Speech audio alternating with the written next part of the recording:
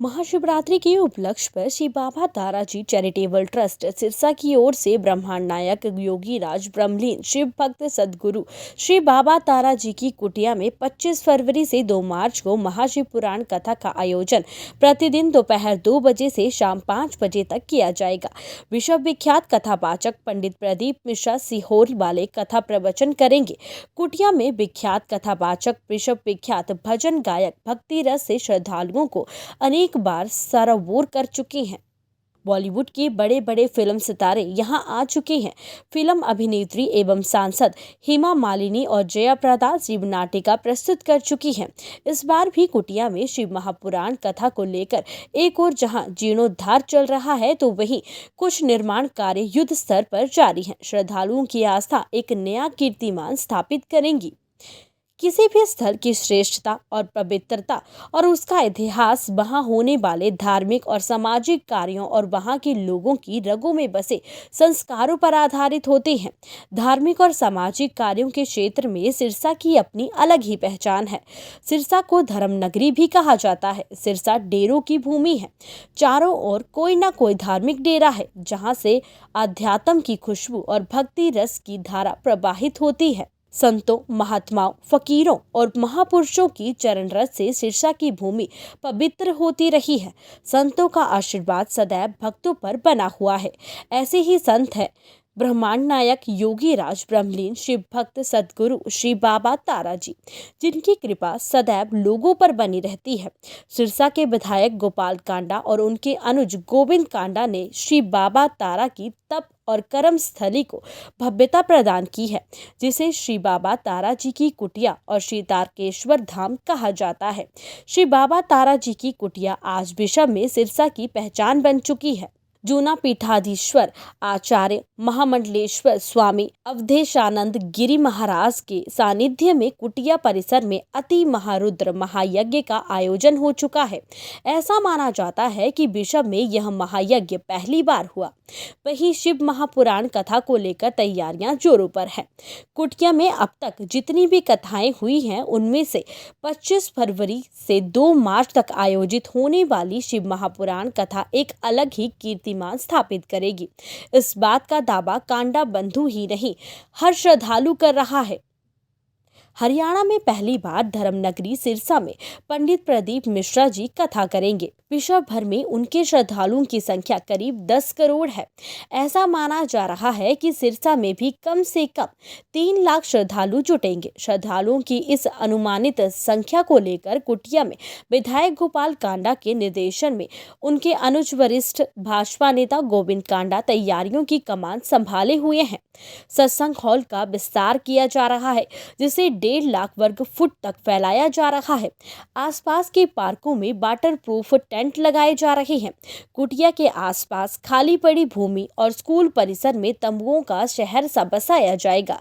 श्रद्धालुओं की सुविधा को ध्यान में रखते हुए 10,000 से अधिक गद्दे और इतने ही कंबल खरीदे गए हैं। वहीं श्रद्धालुओं को कोई परेशानी न हो, इसका पूरा ध्यान रखा जाएगा। कुटिया परिसर में करीब 200 शौचालयों, सैकड़ों स्नानागार का निर्माण किया जा रहा है। पीने के पानी का ध्यान रखते हुए कुटिया परिसर में एक और ट्यूबवेल लगाया गया है। कुटिया में बिछी सीवर लाइन को उखाड़कर बड़ी लाइन बिछाई जा रही है। कुटिया परिसर की सड़कों और गलियों की मरम्मत की जा रही है। संत निवास, जहां पर कथावाचक संत विराजते हैं, उसका जीर्णोद्धार युद्ध स्तर पर जारी है। एकांत में स्थित संत निवास को भव्यता प्रदान की जा रही है। जूता घर को विस्तार दिया जा रहा है। बिजली की लड़ियों से पूरे कुटिया परिसर को सजाया गया है। रात को कुटिया का श्रृंगार देखते ही बनता है। ये सभी प्रबंध गोविंद कांडा की देखरेख में किए जा रहे हैं। इसके साथ ही एमडी पूनम सेठी व्यवस्था संभाले हुए हैं। दूसरी ओर गुफा का भी जीर्णोद्धार किया जा रहा है। गुफा को पहले से अधिक भव्यता प्रदान की जा रही है। उड़ीसा के मूर्तिकार इस कार्य में दिन रात लगे हुए हैं।